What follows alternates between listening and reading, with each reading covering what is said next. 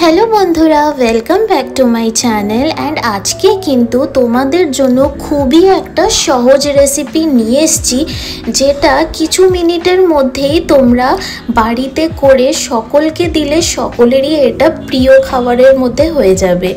এই রেসিপিটার নাম হচ্ছে ভাপা সয়াবিন। হ্যাঁ, তোমরা ঠিক শুনেছ, এই সয়াবিনটার নাম হচ্ছে ভাপা সয়াবিন। ট্রাস্ট মি, নামটা যতটা ইউনিক, খেতে কিন্তু ঠিক ততটাই ভালো। সব সময় তো চিকেন মাটন খেতে ভালো লাগে না। অ্যান্ড অনেকের বাড়িতে শনিবার করে বা নর্মাল এমন দিন করে যে তাদের বাড়িতে নিরামিষ খাওয়া হয়। ট্রাস্ট মি, তোমরা বাড়িতে এইটা একবার হলেও বানিয়ে দেখো, ছোটদের থেকে বড়দের সকলেরই এটাও কিন্তু প্রিয় খাবার হয়ে যাবে। আর বেস্ট পার্ট হচ্ছে এটা বানানো খুবই ইজি আর একদম মিনিমাম ইনগ্রিডিয়েন্টস দিয়ে এটা তৈরি হয়ে যায়। তো দেখা যাক আমাদের এই ভাপা সয়াবিনটা কিভাবে বানানো হয়। ফার্স্ট অফ অল আমরা কড়াইয়ের মধ্যে জল নিয়ে নেব, তারপর আমরা সয়াবিনগুলো কিন্তু ভালো করে আমরা সিদ্ধ করে নেব।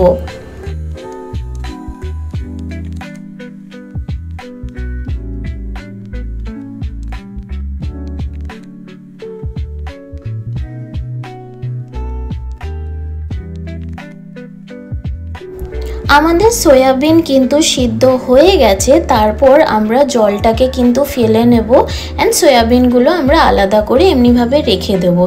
এবার এটার আমরা মশলা বানাবো। এবার আমরা মিক্সচার গ্রাইন্ডারে টমেটো দিয়ে দিয়েছি, ওর মধ্যে কাঁচা লঙ্কা দিয়ে দিয়েছি, আদা দিয়ে দিয়েছি, একটুখানি শুকনো লঙ্কা দিয়ে দিয়েছি, জিরে বাটা দিয়ে দিয়েছি, তারপর একটুখানি জল দিয়ে এটা আমরা একটা পেস্ট বানিয়ে নেব।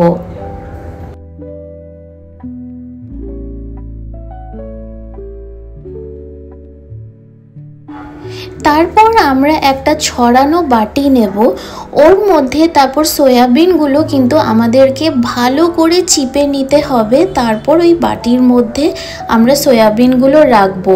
তোমরা কিন্তু এমন একটা বাটি নেবে যেন মশলাগুলো তোমরা ভালো করে মাখতে পারো, এমনি সয়াবিন না বেরিয়ে যায়, অমনি তোমরা কিন্তু একটু ছড়ানো বাটি নিও, তাহলে কিন্তু তোমাদের সুবিধে হবে।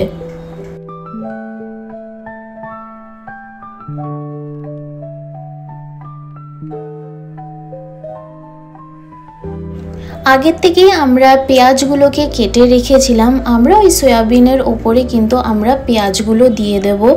তারপর যে মিক্সচার গ্রাইন্ডারে আমরা মশলাটা বানিয়ে রেখেছিলাম ওটা কিন্তু ওর মধ্যে দিয়ে দেব। তারপর ওর মধ্যে দিয়ে দেব আমরা হলুদ গুঁড়ো, কাশ্মীরি লঙ্কার গুঁড়ো, যেন রঙটা খুব সুন্দর হয়। একটুখানি আমরা ওর মধ্যে তেল দিয়ে নেব আর হালকা একটুখানি লবণ দিয়ে এটাকে আমরা ভালো করে মেখে নেব। ঠিক যেমন ভিডিওতে দেখাচ্ছে অমনিভাবে আমরা কিন্তু এটাকে মেখে নেব।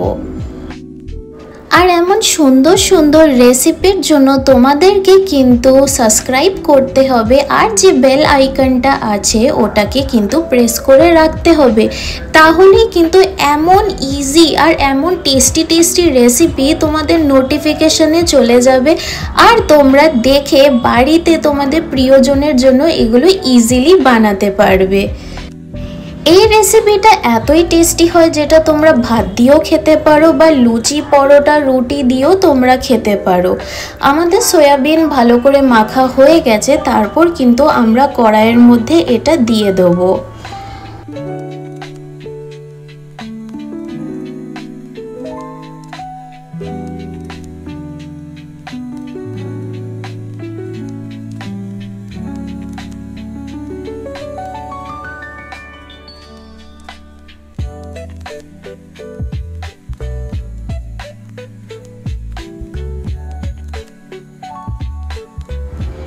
কড়াইয়ের মধ্যে আমরা দিয়ে দেওয়ার পর তারপর আমরা আদা রসুন বাটা ওর মধ্যে দিয়ে দেব। তারপর আরেকটুখানি এটাকে আমরা ভালো করে মেখে নেব।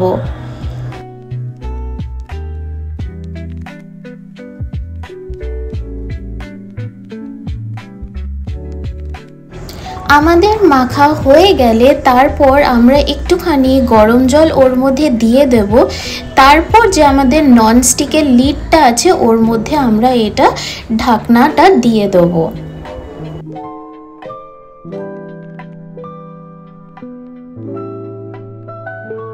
যখন আমাদের সয়াবিনটা একটুখানি সিদ্ধ হয়ে যাবে তারপর ওর মধ্যে আমরা শাহি গরম মশলা দিয়ে দেব। তারপর এটাকে একটুখানি ভালো করে নাড়িয়ে চাড়িয়ে নেব যেন ভালোভাবে মিক্স হয়ে যায়।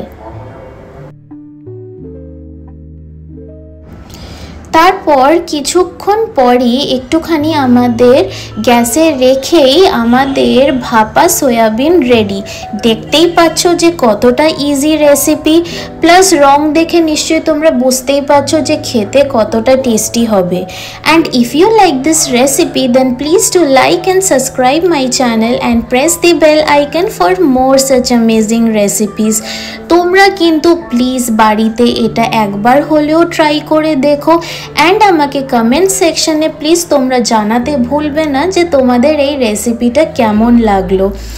আবার দেখা হবে তোমাদের সাথে এমন সুন্দর সুন্দর রেসিপিস নিয়ে। টিল দেন সকলে ভালো থেকো and bye and thank you for watching my video. তো এই রেসিপিটা তোমরা চটপট ট্রাই করো অ্যান্ড কমেন্ট সেকশনে আমায় তোমরা জানাতে ভুলো না যে তোমাদের কেমন লাগলো।